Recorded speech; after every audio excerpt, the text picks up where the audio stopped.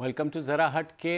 Organisation of Islamic countries यानी OIC की बेमिसाल कामयाबी के बाद अब पेश खिदमत है एक नया इत्तेहाद जिसकी सरबराही सऊदी अरब कर रहा है।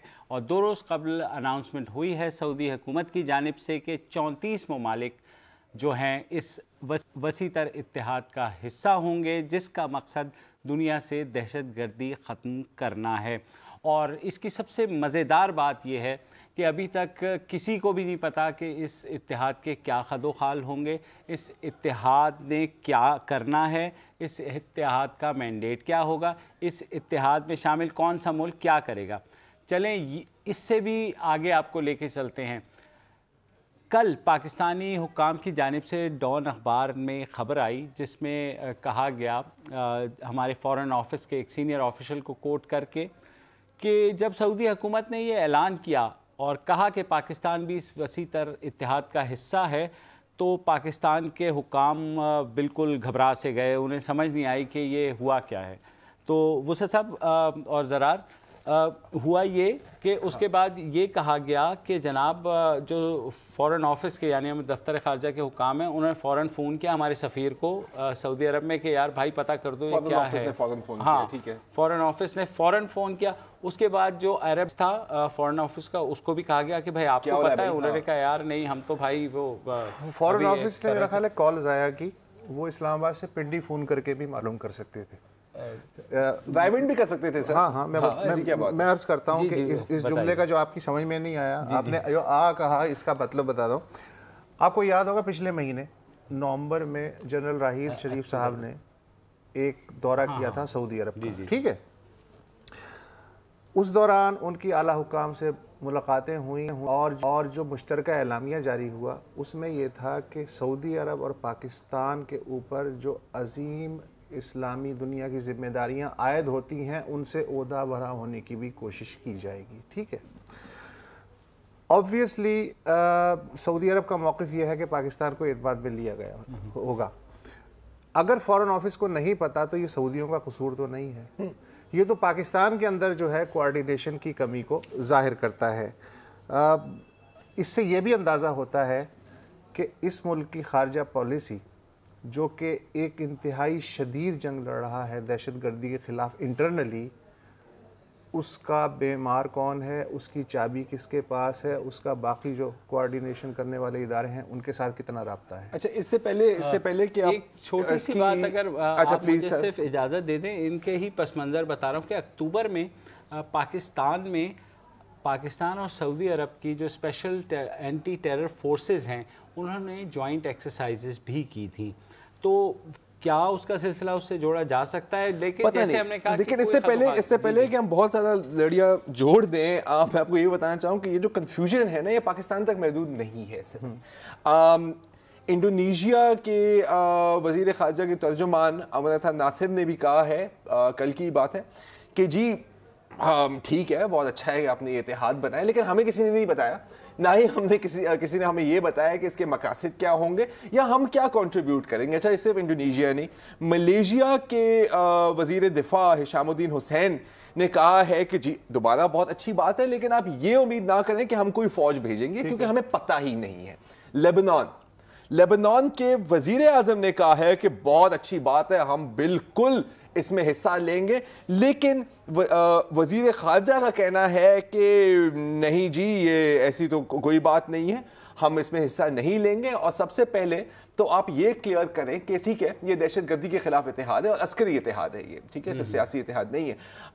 दहशत गर्दी के खिलाफ इत्तेहाद है, लेकिन पहले आप ये तो बताएं कि आप दहशत गर्दी को डिफाइन कैसे करें। वहां पर क्या मसला है कि लेबनान की हुकूमत लेबनान की तरह तकसीम हुई है, वो ये नहीं चाहते कि किसी तरह इस आड़ के अंदर हिजबुल्लाह भी आ जाए। अगर सऊदी ऐलान को, जो इनिशियल ऐलान है उसे आप ध्यान से पढ़ें तो उसमें उन्होंने एक इब्तदाई इजलास बुलाने की बात की है कि बैठ के तय करें कि करना क्या है।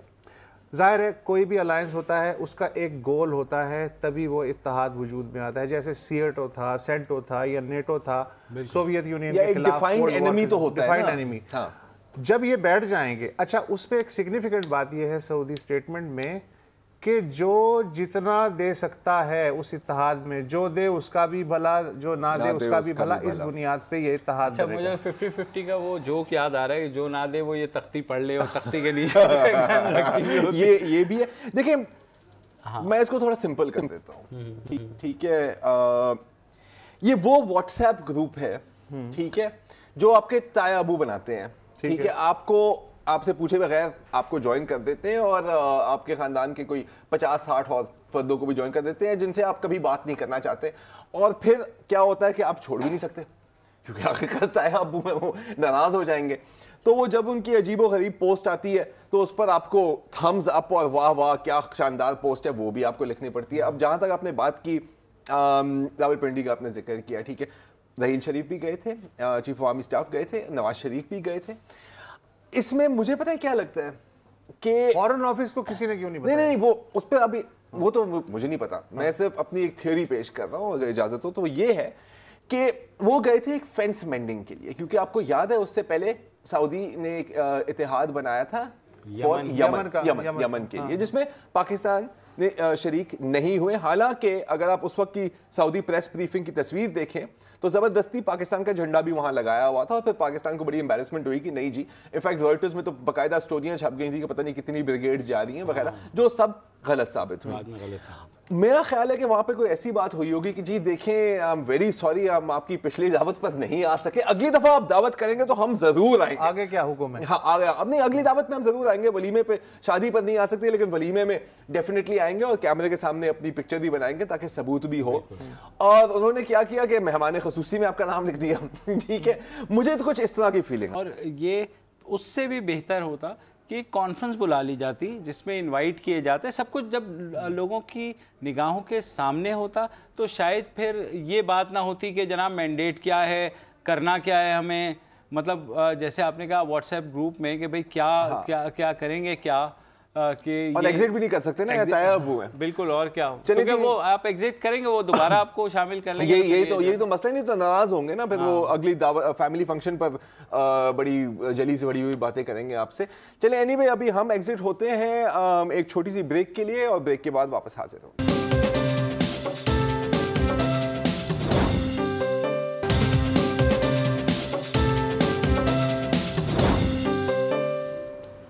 Welcome back. और अब बात करेंगे सिंध हुकूमत की उस करारदाद की जिसने रेंजर्स के इख्तियारात का सर-ए-नौ तयन कर दिया है। बड़ी ले-दे हो रही है और अब एक नई बहस भी शुरू हुई है कानूनी के, इसमें कुछ ऐसा जो है नोटिफिकेशन अभी तक इशू नहीं हुआ है। उसकी बड़ी वजह यह है कि अभी तक इस बात का तयन नहीं हो पा रहा है कि रेंजर्स के इख्तियारात देने की मजाज सिंध हुकूमत है या वफाकी हुकूमत। हमारी बात हुई थी कुछ देर कबल जो सिंध के मुशीर कानून हैं मुर्तज़ा वहाब, उन्होंने हमें ये बताया कि जनाब समरी तैयार हो चुकी है और कल वज़ीर आला उसके ऊपर दस्तखत करेंगे। ताहम बदस्तूर कानूनी माहिरीन जो हैं वो ये कह रहे हैं कि क्योंकि रेंजर्स को वफाकी हुकूमत ने और नेशनल एक्शन प्रोग्राम के तहत सिंध में बुलाया गया था, लिहाजा सिंध हुकूमत उनके इख्तियारात महदूद नहीं कर सकती। ताहम जो सिंध के जो माहिर कानून हैं वो ये कह रहे हैं कि जनाब ऐसी बात नहीं है।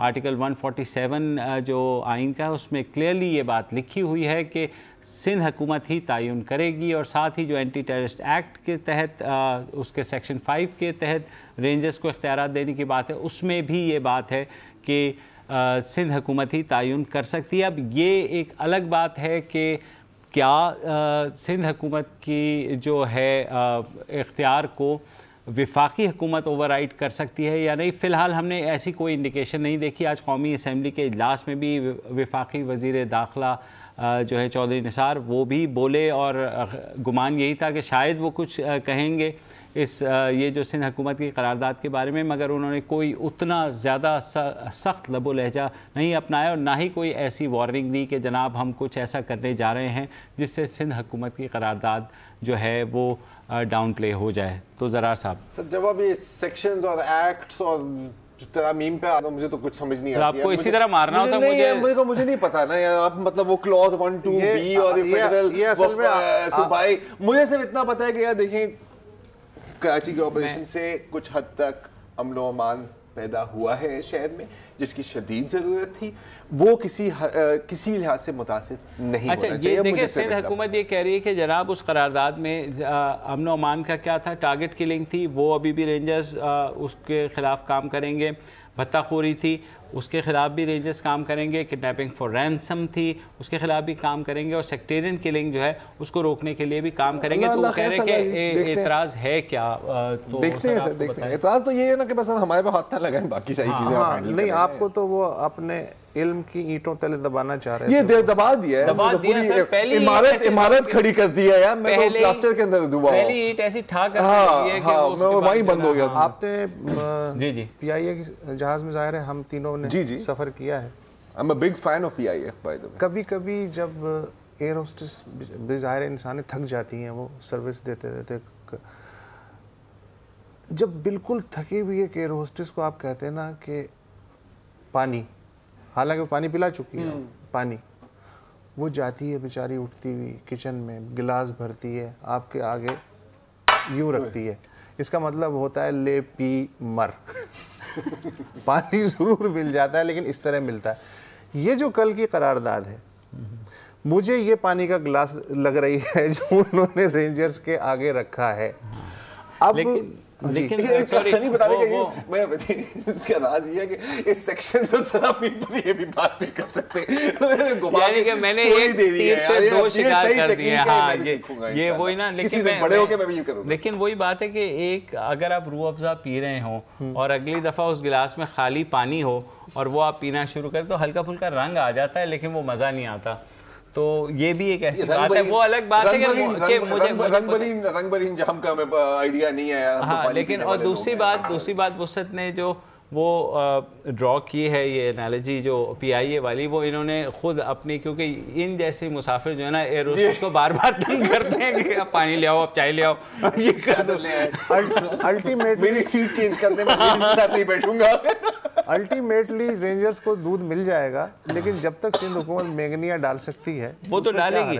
लेकिन देखिए जो आइन और, लेकिन आप इससे ये देखें कि 18वीं तरमीम के बाद कितना मुश्किल हो गया है। फर्ज करें 18वीं तरमीम ना होती और ये सिचुएशन होती, मेरा ख्याल है पिछले हफ्ते गवर्नर राज लग चुका होता। हाँ, शायद उसकी जरूरत ही ना पड़ती। ये भी कुछ भी होता, ये भी एक ऑप्शन है। अभी अब जो 18वीं तरमीम वाली बात है, अब ये भी एक स्टडी करने वाली चीज़ है, ठीक है। बिल्कुल एक लिहाज से आप कह सकते हैं कि प्रोविंशियल ऑटोनॉमी होनी चाहिए, लेकिन कुछ चीज़ें हैं जो फिर भी कुछ मेरे नज़र में यूनिफॉर्म रहनी चाहिए। अब मेरे ख्याल आबदी साहब जो हैं मुत्तहिदा कौमी मूवमेंट के, वो भी कुछ पहले बात कर रहे थे कि यार तालीम के हवाले से ये हम एक सिचुएशन देख रहे हैं, सॉरी मैं थोड़ा ऑफ टॉपिक जा रहा हूँ, कि ये ना हो कि हर सूबे में एक अलग ही सिलेबस हो।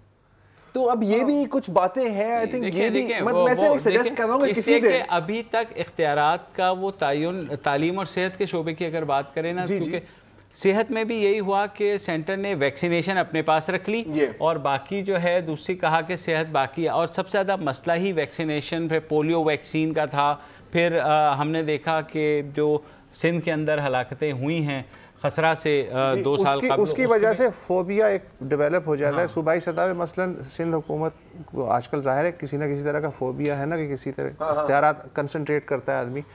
तो दूसरा उसका मसर ये है कि जो कराची म्यूनसिपल कॉरपोरेशन में सेहत और तालीम वगैरह के इख्तियारात थे, वो आज एक ख़बर मैं सुन रहा था कि वो जो जोनल कमेटियां हैं उनको दे दिए गए हैं, यानी ऊपर वाली जो थी एम्ब्रेला कराची म्यूनसिपल कॉरपोरेशन की, वो मज़ीद कमज़ोर कर दी गई है। तो ये एक हौका है बिल्कुल जितने इख्तियारात रह सकते हैं कि बस मैं साथ कहीं मुर्तकिज़ कर दें, और यही वो नुक्ता है कि जिसमें हम अल्टीमेटली डिलीवर नहीं कर सकते, क्योंकि हर इदारा ये चाहता है कि सारे इख्तियार मेरे पास ही हों। तो अगर भाई आप जो काम नहीं करना वो कहेंगे यार ये तो उनका जॉब है ना यार, ये तो वफाक का काम है, हम तो नहीं कर सकते। लेकिन इस पे किसी दिन थोड़ा मैं पढ़ लिख के आना होगा और थोड़े अक्लमंद दोस्तों से भी बात करनी होगी किसी दिन। मेरे ख्याल 18वीं तरमीम की जो पॉजिटिव और नेगेटिव इफेक्ट्स हैं उस पर एक डिस्कशन बनती है, मैं कह सकते हैं। हाँ, लेकिन अल्टीमेटली आप लोग मुतमईन रहें, अगले एक हफ्ते के दौरान जो पिया चाहेंगे वो हो जाएगा। इख्तियारात भी अच्छा एक दफ़ा जो है क्लियर कर दिए, कायम अली शाह ने साइन कर दिए, उसके बाद पिछली दफ़ा भी यकीन दहानियाँ रेंजर्स ने करवाई थी, फिर क्या हुआ? 2 मिनट में वो कहते हैं जी ये फर्रा हमारे पास है, ये कायम अली शाह के साइन है, आइए जी इधर आ जाएं इंटेरोगेशन के लिए। अच्छा ये बाद में चीखते रहे, पहले भी एक्सटेंशन जो दी थी गर्मियों में, उसके बाद भी कायम अली शाह का हर हफ्ते बयान आता था कि जी हमारे साथ खिलाफ वर्जी हो रही है, ये हो रहा है। और अगर पुराने इख्तियारात की बात कर लें, उसमें भी यही चीज़ लिखी हुई थी कि आप चीफ मिनिस्टर को बताएंगे। जब डॉक्टर आसिम को पकड़ा गया तो अगले रोज़ कायम अली शाह टेलीविज़न पे आके कहते मुझे तो बताया ही नहीं था किसी ने कि आप ये पकड़ने जा रहे हैं। तो ये कहानी से दस्तखत तक है। हाँ। मैं एक चीज़ मैं कहना चाहूँगा कि वैसे अल्लाह उनको लंबी उम्र अता करे, फरमाए, वो कर दी अल्लाह। कायम अली शाह को कभी मैंने इतना एक्टिव नहीं देखा जितना इस मामले में मैंने कायम अली शाह को देखा। यार जाहिर सी बात है, वो वज़ीर आला है, मतलब वो जो है ना, जाहिर है उनको डस पड़ेगी तो वो आगे से रिएक्ट तो करेंगे ना। तो मैं ख्याल ब्रेक ले लें वो। हाँ चले मैं ब्रेक ले लेता हूँ, न्यूज़ बातें खत्म हो चुकी हैं, खुदा के लिए ब्रेक ले लें और उसके बाद वापस आते हैं।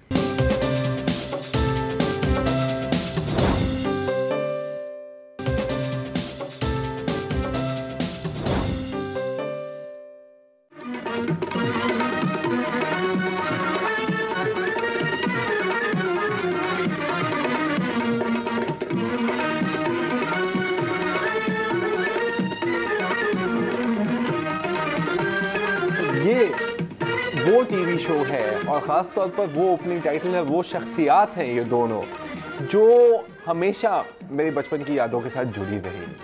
आंखें खोली तो ये टाइटल देखा, और अगर मैं मानता हूँ कि शो की मुझे समझ नहीं आई, इसके अंदर तंज भी थी, इसके अंदर पॉलिटिकल कमेंट भी थी, लेकिन ये टाइटल मैं अपने मरते दम तक नहीं भूलूंगा। सीधी सीधी बात है। क्यों मुबशर?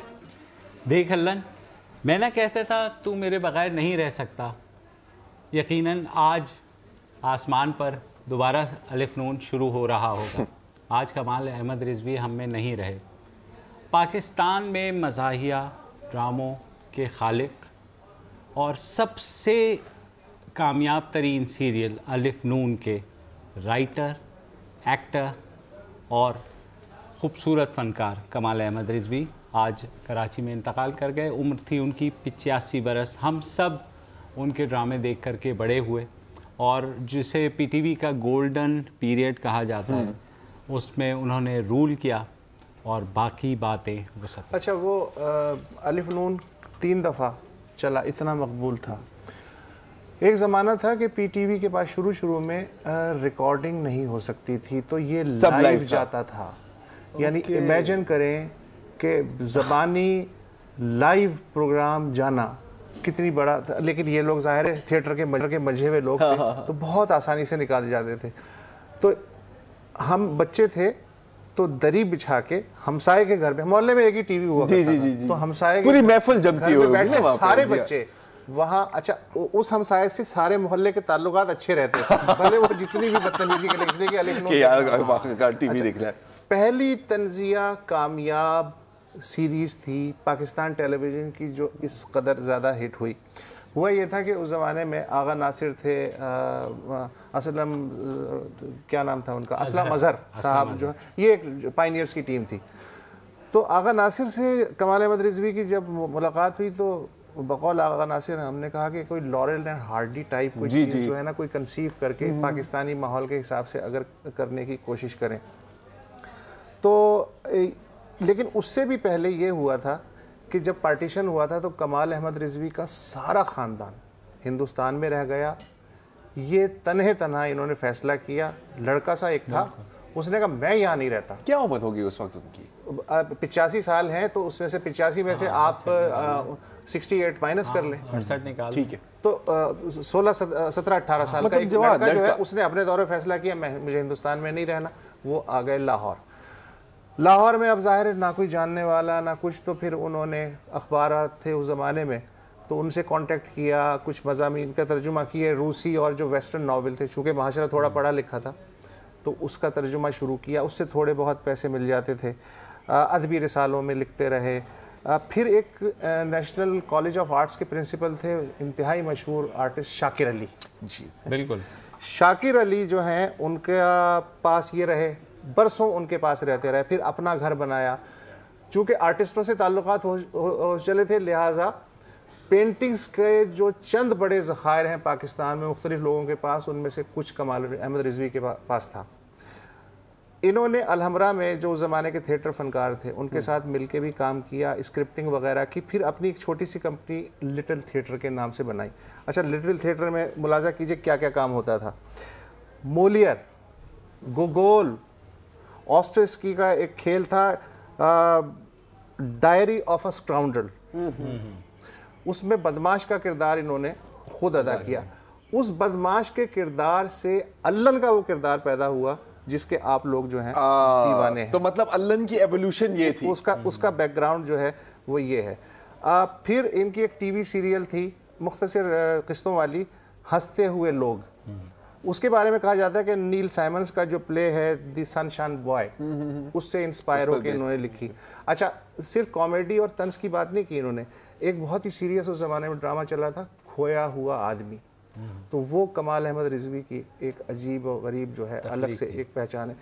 इंग्लैंड बहुत फिर बाद में इस्टेब्लिश हो गए तो आना जाना शुरू हुआ, तो सर लॉरेंस ओलिवियर, ओहो, उनसे भी एक दो मुलाकातें हैं और जिनको वो आखिरी उम्र तक चेरिश करते रहे कि ऐसे ऐसे लोगों से वो मिलते थे। बहुत ही फौजी टाइप आदमी थे मिजाजन, डिसिप्लिन फिरौन। अच्छा, हाँ, यानी अगर उन्होंने एक प्ले उठा लिया और आप आर्टिस्ट हैं, आप कोई भी तुर्रम खां हो, आपकी कोई भी रेटिंग हो, कमाल अहमद रिजवी के सामने सिफर हैं। अगर आपने ज़बान गलत बोल दी, मकालमे से हट गए, 4 स्टेप की बजाय 5 स्टेप ले लिए, समझ लिए आप मर गए। आपको इतना जलील करते थे वो, उसकी वजह से बिल्कुल स्ट्रेट किस्म की और कमाल किस्म की प्रोडक्शन जो है, कमाल आदमी भी कमाल था और प्रोडक्शन भी इस तरह कमाल होती थी।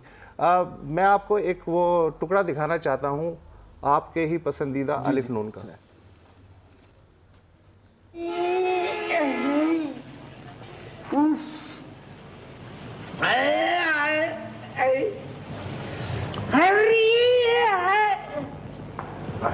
हाय हाय हाय हाय, क्या हो गया, रो क्यों रहा है? अल्लाह ने ये जरा मेरे आंसू पहुंचे, वो कीमे पे गिर रहे हैं, टिप टिप। कीमे पर सिर्फ आंसू नहीं टिप टिप गिर रहा है, तुम्हारा पसीना भी गिर रहा है। पसीना नहीं पूछ रहा अल्लाह ने? हाँ, पसीना पूछने से पहले तुझे मजदूरी देनी पड़ेगी। और तूने वो नहीं सुना कि गरीबों का पसीना बह रहा है? यार कोरस गा रहे हो तुम, खुद आंसू भी नहीं पहुंच सकते, जवान हो गए हो। यार अल्लाह, मैंने पहले पूछे थे तो 3 घंटे मुझको दिखाई नहीं दिया इमाम से, उससे सारी मिट्टियां लगी आंखों में। इधर मुंह कर। ये कैसे पूछ रहा है? कागज से? कागज से? ये मेरा मुंह है, को मेज तो नहीं है। अच्छा अच्छा, रुमाल से पहुंच देता हूँ। जल्दी कर, जल्दी। अब नजर आ रहा है? अब ठीक। यार बड़ा ही बोगस आदमी है तू। अबे रोना धोना बंद कर, ये बता कि कीमा तैयार है? कीमा किसका? काय का कीमा? अबे कबाब का कीमा। कबाब का कौन सा कीमा? अबे कबाब का कीमा और काहे का कीमा? ये कबाब का कीमा है। तो काहे का कीमा? ये तो संडे का कीमा है। क्या? ये तो उस संडे का कीमा है अलन, वो गाड़ी के आगे लगा हुआ था ना, कूड़े वाली गाड़ी के आगे, जो बेहोश होकर गिर पड़ा था, कमजोर बहुत था ना तेरे जैसा, तो फिर लोगों ने छुरी फेंक दी। बकवास की तो मैं तेरा यहाँ पर कीमा कर दूंगा, मैं ये बता दूं। यार अलन, तो कसम खा जा फिर क्या कि ये संडे के दिन संडे का कीमा तो 2 रुपए किलो से नहीं लाया था तू? यार उसका इस वक्त जिक्र जरूरी है। नहीं नहीं, तू कसम खा जा कि मरी हुई मुर्गियां पोल्ट्री फार्म से वैगन में भर के नहीं लाया था जो लोगों को तूने चिकन पीस के तौर पे खिलाई? अबे खुदा का वास्ता ये चौक पर बैठ करके ये बातें कर रहा। ना ना, तू कसम खा जा कि तूने चील और कौओं को काट के तो उसकी टिके बोटी छोटी छोटी बना के कहा था कि ये बोटी कबाब लोगों को नहीं खिलाई थी? अबे चुप कर, फल में हाथ जोड़ रहा हूं। नहीं, तू कसम खा जा, तू कसम खा जा कि तूने वो मासूम चिड़ियों को छील कर तूने बटेरों के नाम पे नहीं बेचा था? खुदा का वास्ता है। अबे लोगों को पता चल गया तो वो हमारी टिक्का फोटी कर देते। क्या बात है, क्या बात है। अच्छा, याद ताज़ा कर दिया आपने, thank you thank you. Situation आज वो बिल्कुल मैं यही सोच रहा हूँ कि आजकल जो खबरें चल रही होती हैं कि फलां का कीमा बना दिया या उसके वो गोश्त खिला दिया। खबर की बात की तो एक चीज़ मैं कहना चाहूँगा। मेरे दोस्त का मैसेज आया था, रिजवी साहब उनके खालू थे, इससे पहले मुझे इल्म नहीं था इस बात का। तो उन्होंने कुछ तस्वीरें भी भेजी हैं और उन्होंने एक अपील की थी। उन्होंने कहा कि जब एम्बुलेंस जा रही थी उनकी बॉडी लेकर ना, तो तस्वीर भी भेजी है, मैं भी दिखा नहीं सकता, लेकिन कैमरे ने घेरा हुआ है। और ठीक है, एक लिहाज से सही है, लेकिन फिर वो शीशे के साथ अपनी लाइट मार रहे हैं, अंदर देखने की कोशिश कर रहे हैं, किसी तरह फुटेज बन जाए इस हद तक कि ठीक है अपार्टमेंट पे उनके घर पे कॉल्स आ रही थी, ये होता है, लेकिन फिर वो अपार्टमेंट के अंदर दाखिल होने की भी कोशिश कर रहे थे और मेरे दोस्त है वो कह रहे थे कि यार मुझे पुलिस और रेंजर्स को बुलाना पड़ा उनको बाहर भेजने के लिए, उनको थोड़ा सा एहतराम कर ले। और देखिए रिजवी साहब की बहुत फुटेज है, रिजवी साहब के इतना लंबा करियर है, अगर आप उनकी लाश की तस्वीर ना दिखाएं तो आपका चैनल का भी नुकसान नहीं होगा, मीडिया का भी नुकसान नहीं होगा, देखने वालों को भी इससे कोई फर्क नहीं पड़ेगा। और वो लाश नहीं, वो जिंदगी थी, जिंदगी थी, तो आप उनकी जिंदगी को सेलिब्रेट करें, जिंदगी को सेलिब्रेट करें। मैं सिर्फ इतना कहना, इसको अगले सेगमेंट में भी सेलिब्रेट करते हैं, एक ब्रेक ले लेते हैं।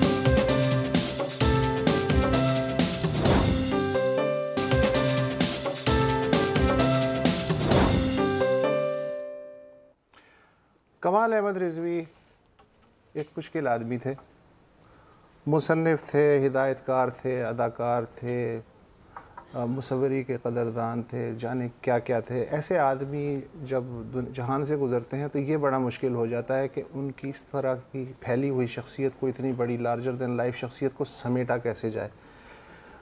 बड़ा जहन लड़ाया। अनवर मकसूद हमारे साथ हैं। अनवर भाई, मुझे इल्म है कि आपके उनके साथ क्या ताल्लुक़ात थे, मैं कोई सवाल नहीं करूँगा, आप इस वक्त जो चाहें उनके बारे में कह सकते हैं, बता सकते हैं। कमाल की मतलब क्या मैं बताऊं, ये बार बार टेलीविज़न पे आ रहा है कि तवील अरसे से बीमार थे, अदाकार का इंतकाल हो गया। भाई कमाल ना अदाकार था ना वो एक इंसान था, बहुत लिखा उसने, बड़ी मोहब्बत करने वाला था। और ये लिखना कि एक तवील अरसे से बीमार थे, तो कल तो 14 अगस्त 1947 से बीमार, इंतकाल अब हुआ। और वो एक ऐसे इंसान थे, अपनी परेशानी का इजहार मजाक तो करते थे। अब मुझे बस दुख इस बात का होता है कि ऐसे लोगों के बारे में जितने हमारे रेडियो स्टेशंस हैं और चैनल्स हैं, अखबार वाले, जब वो जिंदा हैं उनके बारे में क्यों नहीं पूछते कि कमाल साहब जिंदा के बारे में कुछ कहे। कमाल और मेरी बहस होती थी। कमाल मुझसे 10 साल बड़े हैं, मैं 75 का हूँ, उनकी उम्र 85 पर। मुझे कमाल अगर मेरा इंतकाल हुआ कुछ लिखोगे? चलेगा मकसूद, सोचूंगा। मैं अगर आप मुझसे पहले मर गए तो मैं तो लिखूंगा। चलेगा तुम झूठ बोल रहे हो। मैंने कहा अगर मैं झूठ बोलता तो मैं पाकिस्तान से बाहर हूँ। मगर ये कि कमाल जैसे आदमी थे, मुसव्वरी का शौक, शायरी का शौक, सफ़ेद कुर्ता, सफ़ेद पजामा, कोल्हापुरी, एक तहजीब का शौक। हर चैनल पे ये आ रहा है कि अलिफ नून के शोहरत हासिल पाई।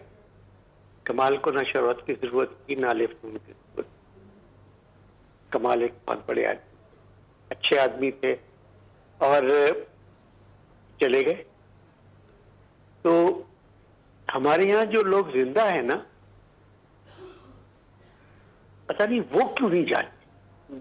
जो शोहरत पा चुके हैं और जो करते वही बारी बारी जा रहे हैं। मैं क्या कह सकता हूँ, मुझे कोई समझ में नहीं आ रहा है। और क्या कह सकता हूँ मैं आपसे, मैं कुछ और हिम्मत नहीं हो रही कहने की। बाकी आदमी ज़्यादा से ज़्यादा क्या कह सकता है। ये थी कमाल साहब की शख्सियत। मतलब कैसे समेटेंगे आप इस तरह के आदमी। अच्छा, समाजी तंज जो इनके ड्रामों में नज़र आता है, अफसोस की बात यह है कि जो उन्होंने लिखा वो आज भी वैसे का वैसा अगर आप पेश कर दें तो ऐसा लगता है कि जैसे आज ही की बात हो रही है। यानी बदला क्या, जैसे ये जो अभी क्लिप पिछली सेगमेंट में दिखाई जी, ये आज भी उतनी फ्रेश है जितनी ये पहली दफा ऑन एयर गई थी। लैंग्वेज भी और सेटिंग भी और जो जिस इशू की तरफ उनका इशारा था वो आज भी उतना ही वैलिड है, उतना ही अप्लाई होता है। मुझे जमाल सानी का एक शेर याद आ रहा है कि चिराग बुझते चले जा रहे हैं सिलसिलावार, मैं ख़ुद को देख रहा हूँ फसाना होते हुए। इस तरह की सिचुएशन है। मतलब हर शोबा खाली हो रहा है, ऐसा लगता है।